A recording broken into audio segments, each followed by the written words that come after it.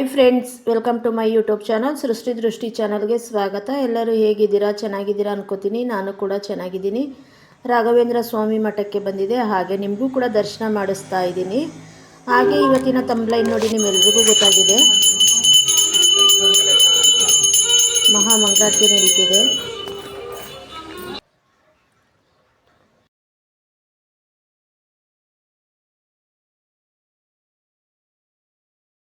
ತಮ್ಲೈನ್ ನೋಡಿ ಎಲ್ರಿಗೂ ಗೊತ್ತಾಗಿದೆ, ಟೊಮೊಟೊ ಚಟ್ನಿ 3 ತಿಂಗಳಿಟ್ರೂ ಕೆಡೋದಿಲ್ಲ ಅಂತ. ಹೌದು, ಬನ್ನಿ ನೋಡೋಣ. ನಾನು ಒಂದು ತಿಂಗಳು 2 ತಿಂಗಳಿಗೊಂದು ಸತಿ ಈ ರೀತಿ ಮಾಡಿ ಇಟ್ಕೋತೀನಿ. ಮೊದಲಿಗೆ ಒಂದು ಬಾಣಲಿ ಇಟ್ಕೊಂಡಿದ್ದೀನಿ, ಬಾಣಲಿ ಕಾಯೋದಕ್ಕೆ ಇಟ್ಟಿದ್ದೀನಿ. ಮೆಂತ್ಯ ಹಾಕೋತಾ ಇದ್ದೀನಿ, ಒಂದು 2 ಸ್ಪೂನಷ್ಟು ಮೆಂತ್ಯ ಹಾಕ್ಕೊಂಡಿದ್ದೀನಿ. ನಾನು ಕಹಿ ಏನು ಬರೋದಿಲ್ಲ, ತುಂಬ ಟೇಸ್ಟ್ ಇರುತ್ತೆ. ಮೆಂತ್ಯನ ಫ್ರೈ ಮಾಡ್ಕೋಬೇಕು. ತುಂಬ ಬಾಣಲಿನ ಮೀಡಿಯಮ್ ಉರಿಲೇ ಇಟ್ಕೊಂಡು ಫ್ರೈ ಮಾಡ್ಕೋಬೇಕು. ಜಾಸ್ತಿ ಐ ಫ್ಲೇಮ್ ಕೊಡಬೇಡಿ ಉರಿನ, ತುಂಬ ಚೆನ್ನಾಗಾಗುತ್ತೆ, ತುಂಬ ಟೇಸ್ಟ್ ಕೂಡ ಇರುತ್ತೆ. ನೋಡಿ ಚಟಪಟ ಅಂತ ಸಿಡಿತಾ ಇದೆ. ಇವಾಗ ಆಗಿದೆ, ಫ್ರೈ ಆಗಿದೆ. ಇದಕ್ಕೆ ಜೀರಿಗೆ ಹಾಕೋತಾ ಇದ್ದೀನಿ, 1 ಸ್ಪೂನಷ್ಟು ಜೀರಿಗೆ ಹಾಕ್ಕೊಂಡಿದ್ದೀನಿ ನಾನು. 1 ಸ್ಪೂನ್ ಜೀರಿಗೆ ಹಾಕ್ಕೊಂಡು ಈಗ 1 ಸ್ಪೂನಷ್ಟು ಮೆಣಸು ಹಾಕೋತಾ ಇದ್ದೀನಿ. ಮೆಣಸು ಜೀರಿಗೆ ಮೂರೂ ಕೂಡ ಫ್ರೈ ಮಾಡ್ಕೊಬೇಕು. ಮೆಂತ್ಯ, ಜೀರಿಗೆ, ಮೆಣಸನ್ನು, ಕರ್ಬೇವಿನ ಸೊಪ್ಪು ಇಷ್ಟನ್ನು ಹಾಕ್ಕೊಂಡು ಫ್ರೈ ಮಾಡ್ಕೊಬೇಕು. ಈ ಫ್ರೈ ಮಾಡ್ಕೊಳ್ಳೋದ್ರಿಂದ ಒಳ್ಳೆ ಘಮ ಬರುತ್ತೆ, ಒಳ್ಳೆ ಟೇಸ್ಟ್ ಇರುತ್ತೆ. ಜೀರಿಗೆ ಮೆಣಸು ಹಾಕಿ ನಾವು ಚಟ್ನಿ ಮಾಡೋದ್ರಿಂದ ರೈಸು, ಚಪಾತಿ, ರೊಟ್ಟಿ ಎಲ್ಲದಕ್ಕೂ ಹೊಂದ್ಕೊಳ್ಳುತ್ತೆ. ಅಷ್ಟೇ ಕೂಡ ಟೇಸ್ಟ್ ಇರುತ್ತೆ. ಇದು ತುಂಬ ಜನ ಇಷ್ಟಪಟ್ಟು ಕೇಳ್ತಾರೆ ನಮ್ಮ ಕಡೆ. ಈ ಟೊಮೊಟೊ ಚಟ್ನಿ ಮಾಡಿದ್ದೀನಿ ಅಂತಂದರೆ ಸಾಕು, ನನಗೊಂದು ಸ್ವಲ್ಪ ಕೊಡು ಅಂತ ಅಕ್ಕಪಕ್ಕದವರೆಲ್ಲ ಈಸ್ಕೋತಾರೆ. ಟೇಸ್ಟ್ ಇರುತ್ತೆ ಅಷ್ಟೊಂದು. ಹೀಗೆ ತುಂಬ ಚೆನ್ನಾಗಿರುತ್ತೆ. ಒಂದು 3 ತಿಂಗಳನ್ನಾದರೂ ನಾವು ಇಟ್ಕೋಬೋದು ಸ್ಟೋರ್ ಮಾಡಿ. ನೋಡಿ ಈ ರೀತಿ ಚೆನ್ನಾಗಿ ಫ್ರೈ ಮಾಡ್ಕೊಳ್ಳೋಣ. ಆದಷ್ಟು ಮೀಡಿಯಮ್ ಉರಿಲೇ ಇಟ್ಕೊಂಡು ಫ್ರೈ ಮಾಡ್ಕೋಬೇಕು. ಯಾಕಂದರೆ ಐ ಫ್ಲೇಮ್ ಆದರೆ ಬೇಗ ಸೀದೋಗ್ಬಿಡುತ್ತೆ, ನಾವು ಇಟ್ಕೊಂಡು ಬಳಸೋದಕ್ಕಾಗೋದಿಲ್ಲ. ನಾನು ಸುಮಾರು 1 kg ಟೊಮೊಟೊ ಹಣ್ಣು ಮಾಡಿಟ್ಕೊಂಡ್ರೆ ನನಗೆ ಸುಮಾರು ಒಂದು ತಿಂಗಳಷ್ಟು ಬರುತ್ತೆ. ನಾವು ಏನಾದರೂ ಬೇಗ ಮಾಡೋಕ್ಕೆ, ಅಡುಗೆ ಮಾಡೋದಕ್ಕೆ ಆಗಲಿಲ್ಲ ಅಂದ ಟೈಮಲ್ಲಿ ನಾನು ಬೆಳಗ್ಗೆ ಟೈಮು ದಿಢೀರಂತ ಚಟ್ನಿ ರೆಡಿ ಇರುತ್ತೆ, ಅದಕ್ಕೆ ರೈಸ್ ಮಾಡಿಕೊಟ್ರು, ಕಲಿಸ್ಕೊಟ್ರು ಟೊಮೊಟೊ ಪಲಾವ್ ಥರನೇ ಆಗುತ್ತೆ. ಅದಕ್ಕೋಸ್ಕರ ನಾನು ಮಾಡಿ ಇಟ್ಕೊಂಡ್ಬಿಡ್ತೀನಿ. ಇಲ್ಲ ಚಪಾತಿ, ರೊಟ್ಟಿ, ದೋಸೆ, ಪೂರಿ ಏನಾದರೂ ಸರಿ, ಮಕ್ಳಿಗೆ ಟೈಮ್ ಆಗಿದೆ ಅಂದಾಗ ಸ್ವಲ್ಪ ಅದನ್ನು ಮಾಡಿಬಿಟ್ಟು ಇದನ್ನು ಹಾಕಿ ಕಳಿಸಿದ್ರು ತೊಗೊಂಡೋಗ್ತಾರೆ ಮಕ್ಕಳು. ಡಬ್ಬಿಗೂ ಅಷ್ಟೇ ಕೂಡ ತುಂಬಾ ಚೆನ್ನಾಗಿರುತ್ತೆ. ಎಲ್ರಿಗೂ ಇದು ಹೆಣ್ಮಕ್ಳಿಗೆ ಉಪಯೋಗ ಆಗುತ್ತೆ ಅಂತ ಅಂದ್ಕೊಂಡಿದ್ದೀನಿ. ಯಾಕಂದರೆ ಒಂದು ಸರಿ ನಾವು ಈ ಥರ ಸ್ಟೋರ್ ಮಾಡಿ ಇಟ್ಕೊಂಡ್ಬಿಟ್ರೆ, ಇದು ಉಪ್ಪಿನಕಾಯಿ ಟೈಪ್ ಇರುತ್ತೆ. ಸ್ಟೋರ್ ಮಾಡಿ ಇಟ್ಕೊಂಡ್ಬಿಟ್ರೆ ಇದನ್ನು ನಮಗೆ ಟೆನ್ಷನ್ ಕಮ್ಮಿ ಆಗಿಬಿಡುತ್ತೆ. ಈ ವಾರಕ್ಕೆ ಒಂದಿನ ಮನೆಯಲ್ಲಿ ಇರುವಂತಹ ಟೈಮಲ್ಲಿ ನಾವು ಮಾಡ್ಕೊಬೇಕು. ಮಾಡಿಕೊಂಡ್ರೆ ತುಂಬಾ ಉಪಯೋಗ ಆಗುತ್ತೆ ಅಂತ ಅಂದ್ಕೊಂಡಿದ್ದೀನಿ. ನೋಡಿ ಕರ್ಬೇವಿನ ಸೊಪ್ಪು ಕೂಡ ಫ್ರೈ ಆಗ್ತಿದೆ. ಇವಾಗ ಇದನ್ನು ಫ್ರೈ ಆದಮೇಲೆ ಒಂದು ಪ್ಲೇಟ್ಗೆ ತೆಗ್ದು ಆರಿಸ್ಕೊಬೇಕು. ನಾವು ಇದಕ್ಕೆ ಬೆಳ್ಳುಳ್ಳಿನ, ನಾನು ಇಲ್ಲಿ ಬೆಳ್ಳುಳ್ಳಿನ ಹಾಕ್ಕೊಂಡಿಲ್ಲ, ಒಗ್ಗರಣೆಗೆ ಬೆಳ್ಳುಳ್ಳಿ ಹಾಕ್ಕೊಳ್ಳೋಣ ಅಂತ ಹೇಳಿ ಇವಾಗ ನೋಡಿ ಒಂದು ಪ್ಲೇಟ್ಗೆ ತಗೋತಾ ಇದ್ದೀನಿ. ಪ್ಲೇಟ್ಗೆ ತಗೊಂಡ್ಮೇಲೆ ಇವಾಗ ಅದೇ ಬಾಣಲಿಗೆ 1 ಟೇಬಲ್ ಸ್ಪೂನಿಂದ 2 ಟೇಬಲ್ ಸ್ಪೂನಷ್ಟು ನಾನು ಎಣ್ಣೆನ ಹಾಕ್ಕೋತಾ ಇದ್ದೀನಿ. ನಾವು ಇಲ್ಲಿ ಒಂದು ಚೂರು ಕೂಡ ನೀರನ್ನ ಬಳಸಿಲ್ಲ. ನೋಡ್ಬೋದು, 1 ಟೇಬಲ್ ಸ್ಪೂನಿಂದ 2 ಟೇಬಲ್ ಸ್ಪೂನಷ್ಟು ಆಯಿಲ್ನ ಹಾಕ್ಕೊಂಡಿದ್ದೇನೆ. ಫ್ರೈ ಮಾಡ್ಕೋಬೇಕು ಟೊಮೊಟೊ ಹಣ್ಣನ್ನು. ಇವಾಗ ನಾವು ತುಂಬ ಚೆನ್ನಾಗಿ ಬರುತ್ತೆ ಮಾತ್ರ, ಯಾಕಂದರೆ ನಾವು ನೀರೇ ಬಳಸಿಲ್ಲ, ರುಬ್ಬೋದಕ್ಕೂ ನೀರು ಬಳಸೋದಿಲ್ಲ, ಬೇಯಿಸೋದಕ್ಕೂ ಕೂಡ ನೀರು ಬಳಸೋದಿಲ್ಲ ನಾವು. ಆದ್ದರಿಂದ 3 ತಿಂಗಳು ನಾವು ಇಟ್ಕೊಬೋದು ಇದನ್ನು.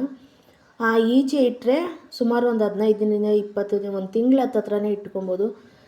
ನಾವು ಜಾಸ್ತಿ ಉಪ್ಪಿನಕಾಯಿ ಎಲ್ಲ ಹೇಗೆ ಜಾಡಿಗೆ ಹಾಕೋ ಬಳಸ್ತೀವಿ ಆ ರೀತಿ ಬಳಸ್ಬೋದು. ಇದನ್ನು ಕೂಡ ಫ್ರಿಜ್ಜಲ್ಲಿ ಇಟ್ಟರೆ ನಾವು ಒಂದು 3 ತಿಂಗಳು ಕಾಲ ಬಳಸ್ಬೋದು ಅಂತಲೇ ಹೇಳ್ಬೋದು.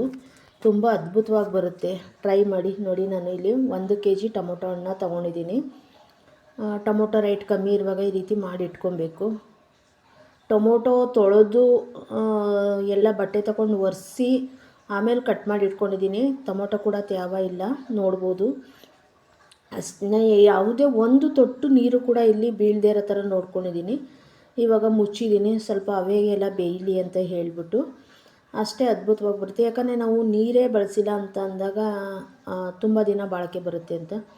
ಇವಾಗ ಇಲ್ಲಿ ಜಾರ್ಗೆ ನಾನು ಪುಡಿ ಮಾಡೋಕ್ಕೆ ಇಟ್ಟಿದ್ನಲ್ಲ, ಜೀರಿಗೆ ಮೆಣಸು ಎಲ್ಲನೂ ಅದನ್ನು ಪೌಡ್ರ್ ಮಾಡ್ಕೊಂಡು ಬರ್ತೀನಿ ನಾನು.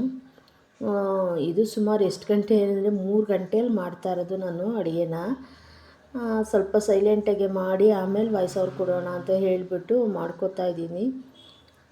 ಯಾಕಂದರೆ ನಾನೇ ಎದ್ದೇಳೋದೆ ಅಷ್ಟೊತ್ತಲ್ಲಿ. ನನಗೂ ವ್ಯಾಪಾರಕ್ಕೆ ಹೋಗಬೇಕು 6 ಗಂಟೆಗೆ, ಅಷ್ಟರಲ್ಲೇ ನಾನು ಮನೆ ಕೆಲಸ ಎಲ್ಲ ಮುಗಿಸಿ ಹೋಗಬೇಕು ನಾನು. ಆದ್ದರಿಂದ ನಾನು ಅಷ್ಟೊತ್ತಿಗೆ ಎದ್ದು ಮಾಡ್ಕೋತೀನಿ. ನೋಡಿ ಇವಾಗ ಪೌಡ್ರ್ ಮಾಡ್ಕೊಂಡು ಬಂದಿದ್ದೀನಿ ನಾನು. ಇಲ್ಲಿ ಟೊಮೊಟೊ ಕೂಡ ಬೇಯ್ತಾ ಇದೆ.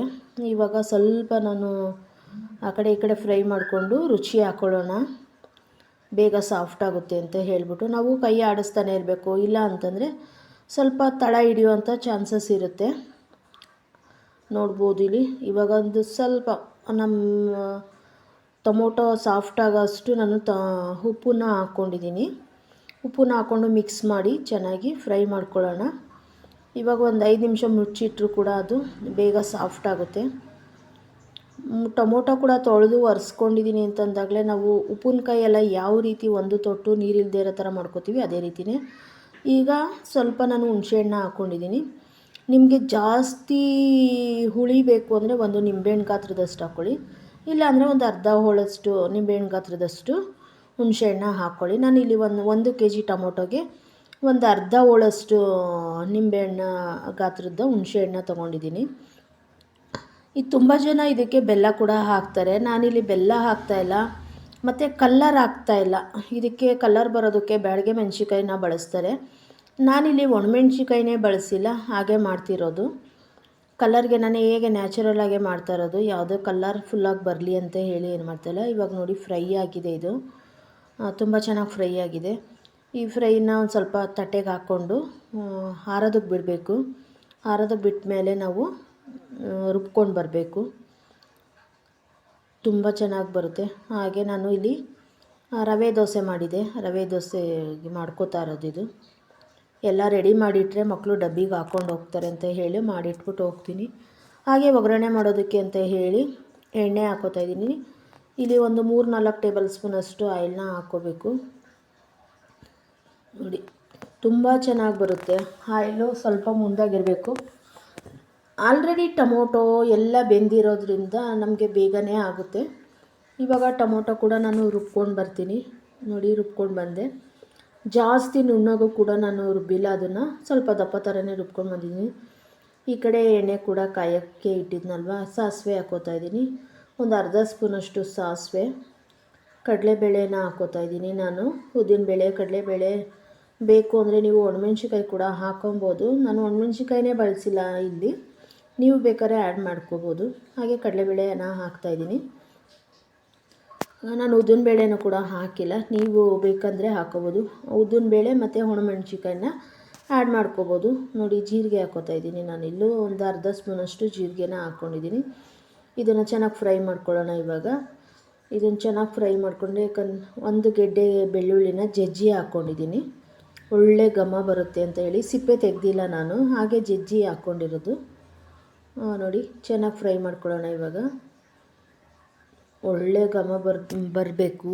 ನಿಜವಾಗ್ಲೂ ಒಂದೊಂದು ಬಾರಿ ಕೇಳ್ತಾರೆ ಅಕ್ಕಪಕ್ಕದ ಮನೆಯವರೆಲ್ಲ, ಏನು ಅಡುಗೆ ಮಾಡಿದ್ದೀರಾ ಇಷ್ಟೊಂದು ಘಮ್ ಅಂತ ಇದೆ ಅಂತ ಅಂದ್ಬಿಟ್ಟು. ನಾನು ಒಂದು ಮಸಾಲೆ ಸಾಂಬಾರು ಮಾಡಿದ್ರು ಕೂಡ ಅಕ್ಕಪಕ್ಕದವ್ರು ಕೇಳ್ತಾರೆ, ಏನು ನಿಮ್ಮ ಮನೇಲಿ ನಾನ್ ವೆಜ್ ಮಾಡಿದ್ದೀರಾ ಅಂತ ಕೇಳ್ತಾರೆ. ನಿಮ್ಮ ಕೈ ರುಚಿ ಅಷ್ಟು ಚೆನ್ನಾಗಿರುತ್ತೆ ಅಂತ ಹೇಳ್ತಾ ಇರ್ತಾರೆ ಅಕ್ಕಪಕ್ಕದ ಮನೆಯವರೆಲ್ಲ. ಇವಾಗ ನಾನು ಪೌಡ್ರು ಮಾಡ್ಕೊಂಡಿದ್ನಲ್ಲ ಅದನ್ನು ಹಾಕ್ಕೋತಾ ಇದ್ದೀನಿ. ನೋಡಿ ಪೌಡ್ರನ್ನ ಹಾಕ್ಕೊಂಡು ಕಡಲೆಬೇಳೆ ಉದ್ದಿನಬೇಳೆ ಫ್ರೈ ಆದಮೇಲೆ ಈ ಪೌಡ್ರನ್ನ ಹಾಕ್ಕೋತಾ ಇದ್ದೀನಿ. ನೀವು ಈ ಪೌಡ್ರ್ ಜೊತೆಲೇ ಕಲ್ಲರ್ ಬೇಕು ಅಂತಂದರೆ ಬ್ಯಾಡಗೆ ಮೆಣಸಿನ್ಕಾಯಿನ, 1-2 ಬ್ಯಾಡಗೆ ಮೆಣಸಿನ್ಕಾಯಿನ ಆ್ಯಡ್ ಮಾಡ್ಕೋಬೋದು. ಇವಾಗ ನಾನು ಟೊಮೊಟೊ ಕೂಡ ಹಾಕ್ಕೋತಾ ಇದ್ದೀನಿ ರುಬ್ಬಿರೋದನ್ನ.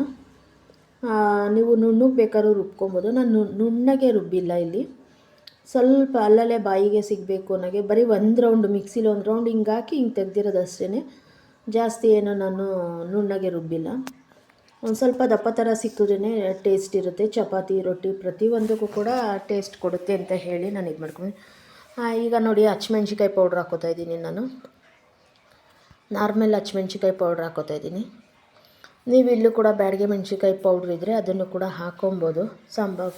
ಇದು ಸಾಂಬಾರು ಪುಡಿನ ಬೇಕು ಅಂದರೆ ನೀವು ಇಲ್ಲಿ ಒಂದು ಚುಟುಕಿ ಅರಿಶಿನ ಹಾಕೋತಾ ಇದ್ದೀನಿ. ಒಂದು ಅರ್ಧ ಸ್ಪೂನಷ್ಟು ನೀವು ಧನಿಯಾ ಪೌಡ್ರ್ ಕೂಡ ಹಾಕೋಬೋದು. ನಾವು ಧನಿಯಾ ಪೌಡ್ರ್ ಬಳಸೋದಿಲ್ಲ, ಸಿಂಪಲಾಗೆ ಮಾಡ್ತಾ ಇರೋದ್ರಿಂದ ನಾನು ಧನಿಯಾ ಪೌಡ್ರಾಗಲಿ ಒಣಮೆಣ್ಸಿನ್ಕಾಯಿ ಆಗಲಿ ಅದೆಲ್ಲ ಬಳಸೋದಿಲ್ಲ. ಈಗ ಒಂದೆರಡು ಎಲೆ ಕರಿಬೇವಿನ ಎಲೆ ಹಾಕ್ಕೊಂಡೆ. ಒಗ್ಗರಣೆಗೆ ಹಾಕಬೇಕಿತ್ತು, ಒಗ್ಗರಣೆಗೆ ಮರ್ತೋಗ್ಬಿಟ್ಟಿತ್ತು, ಪಕ್ಕದಲ್ಲಿ ಸೈಡಲ್ಲಿ ಇಟ್ಕೊಂಡಿದ್ದೆ. ಹಾಗೆ ಈ ಕಡೆ ಮಕ್ಕಳು ಕೂಡ ಎದ್ರಲ್ಲ, ಅವ್ರ ಜೊತೆ ಮಾತಾಡಿಕೊಂಡು ಕರ್ಬೇವಿನ ಸೊಪ್ಪನ್ನ ಹಾಕೋದು ಮರ್ತೋಗ್ಬಿಟ್ಟಿದೆ. ಇವಾಗ ಹಾಕ್ಕೊಂಡಿದ್ದೀನಿ ನೋಡಿ. ಯಾವುದೇ ನಾನು ಕಲರ್ ಕೊಟ್ಟಿಲ್ಲ,